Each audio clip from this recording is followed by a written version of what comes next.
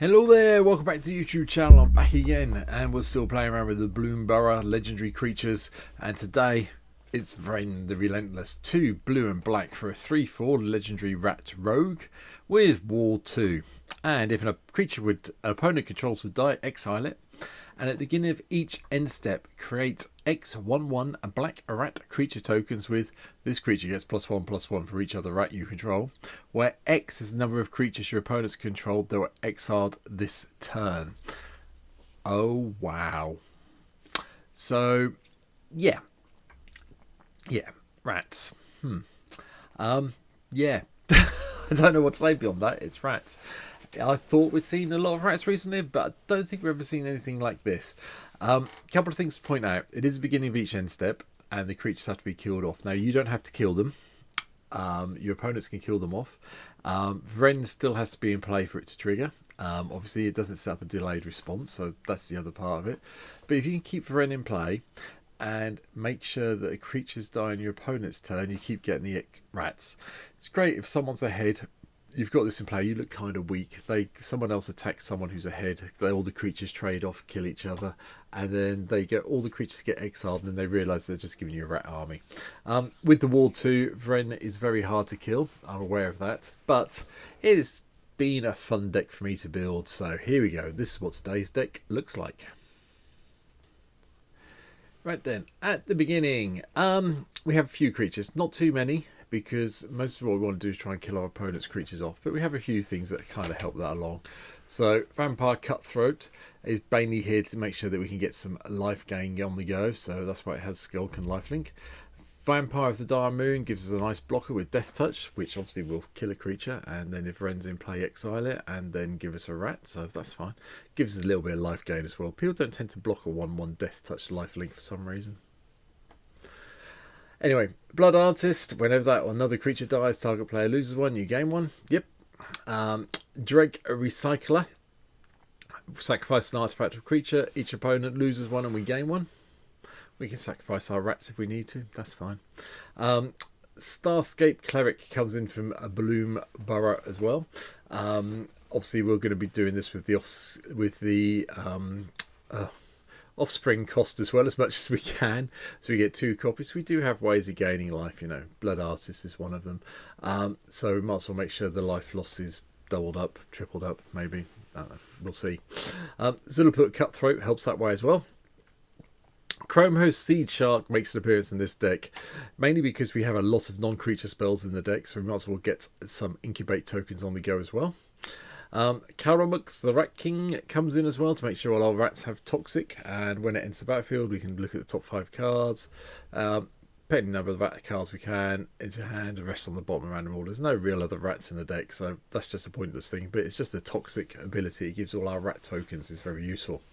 Murderous Rider has double duty. It's a kill spell and then a creature that gives us lifelink.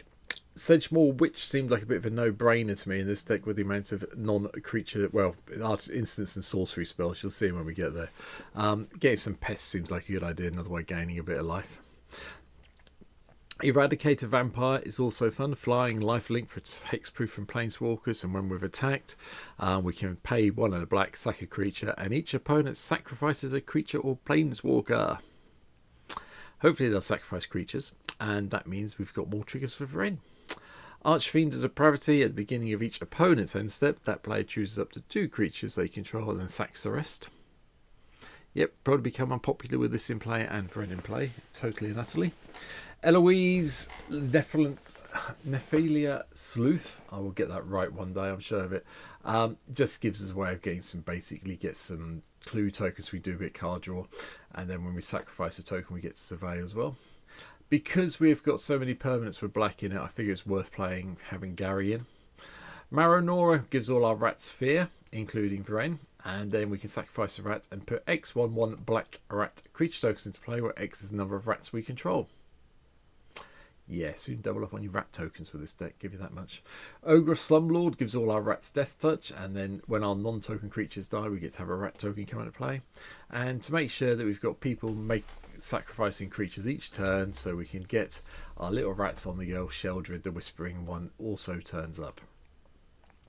Planeswalkers may look a bit strange in this deck, I'll be honest, but I went with Savitri, the Dragon Master. Yes, I know we've got no dragons that I've just talked about, but the +1 gives you a kind of a propaganda feeling that everyone has to pay 2 life for each creature attacking you. So it does give you quite a high level of defense. And then if we can get to the -7 at some stage and destroy all non-dragon creatures with Vren in play, yeah, it does mean everyone's board gets exiled. You don't get the triggers, but if you've got enough mana to do it, you could replay Vren, and hopefully, I think it works that you get the tokens back, but I'm not sure. Liliana, Dreadhorde General, gives us zombies. When our creatures die, we get to draw cards.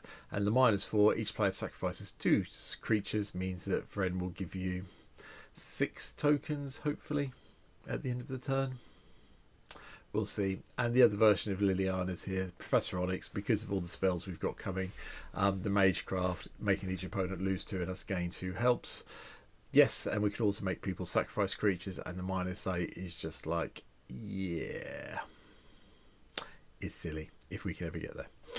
The spells I was talking about, as you can see, there are 22 spells in the deck that all basically go, let's kill this, apart from a couple. So, Cut Down, Fatal Push. Pongify, a rapid hybridization, it gets rid of all our creatures. Cast Down, destroys target non-legendary. Chainer's Edict, means someone has to sacrifice 1 at round, well, of their choice. Counterspell, Mana Drain gives a little bit of control. And then we have Go for Throat, Liliana's Triumph. Sheldred's Edict, which is quite a nice choice one to have. Tyrant's Choice is also here. Get everyone to do a bit of voting and see what they want to do, either sacrifice creatures or lose 4 life. That's fine by me.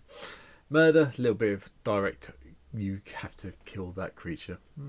Try and do the sacrifice ones easier. You don't have to worry about anyone having ward or protection from this, protection from that. So, you know. Soul Shatter does the same thing. Another one sacrificing. Verona's Hunger. I would hold off playing Verona's Hunger until you've got the City's Blessing and you've got the 10 permanents. Each opponent sacrifices a creature. If you have the City's Blessing, they sacrifice half the creatures they control, which with Vren in play really can make you a lot of rat tokens in one turn. Vraska's Fall is another one that each opponent sacrifices a creature and gets a poison counter. Poison counter is irrelevant unless you're playing against someone with poison, but you know, 9 times out of 10 it's irrelevant. Cryptic Command for a bit of control, Damnation for control. Flare of Malice comes in.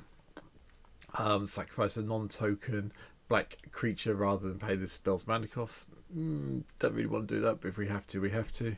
I'll sooner pay the mana cost and make each opponent sacrifice that way. Access Denied is just a great little counter spell that gives us a whole load of Thopter tokens that we can attack with. It gives a bit of aerial defense.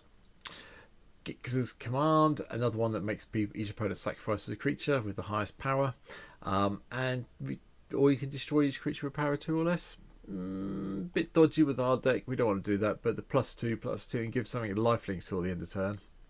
Sorry, put the 2+1/+1 cancel on one target creature and give it lifelink is very good. Capital Punishment is the other one that does the whole voting. For each player who votes for death or taxes sacrifices a creature each death vote, discards a card for each taxes vote, and they're the opponents. Ramp wise, Jeweled Lotus, because getting Vren out on turn 1 or turn 2 is very good. Elixir of Immortality, shuffle everything back in. Lava Spur Boots gives Vren haste if we need it to, and an extra bit of ward. Soul Ring, Arcane Signet do the ramp, along with the Charcoal Diamond and the Sky Diamond and the Jet Medallion, the Mind Stone and the Sapphire Medallion, and the Thought Vessel. And then Swiftfoot Boots really make sure that Vren can't ever be targeted, but it's not quite as good as Mithril Coat, because putting this into play when Vren's in play and then casting Damnation is game over 9 times out of 10 I've found. Excuse me. Enchantment wise, Wizard class make our hand size is maximised all the time, and we draw 2 cards and then +1/+1 counters when we draw. Rogue class is just a bit of fun, but whenever a creature you control deals combat damage to a player, exile the top card of their library and do it that way. If we get this to level 3 and start playing the spells, you probably take over the game quite happily. Dictator Crew Fix gives us extra draw step. Just I decided to play this one as the flash ability, so we can play at the end of someone's turn, so we get the benefit of the first additional draw. Oath of Liliana makes everyone sacrifice, each opponent sacrifice something, and then at the beginning of your end step for Planeswalker, you've got 3. You might get a zombie, but it's the whole sacrifice for 3 mana. It's kind of good. Propaganda slows down the attacks to you. Grave Pact slows them down even further, but not quite as much as No Mercy does. People don't tend to attack you when No Mercy's in play unless they think they can give you enough damage to kill you there and then, especially with Vren in play. No Mercy and Vren are a nice little combo that I'm very happy I remembered about, to be honest. Same with Dictator Erebus. Whenever a creature you control dies, each opponent sacrifices a creature. So between this, Grave Pact and No Mercy, you're going to be in a good place to keep churning out those rat tokens. Land-wise, just blue and black lands all the way through. Nothing particularly fancy here to see. We do have Red Equator, we do have Temple of the False God, and I do have Urborg Tome with a Yagamoth in here. So yeah, we got a few things. But that is my take on Vren.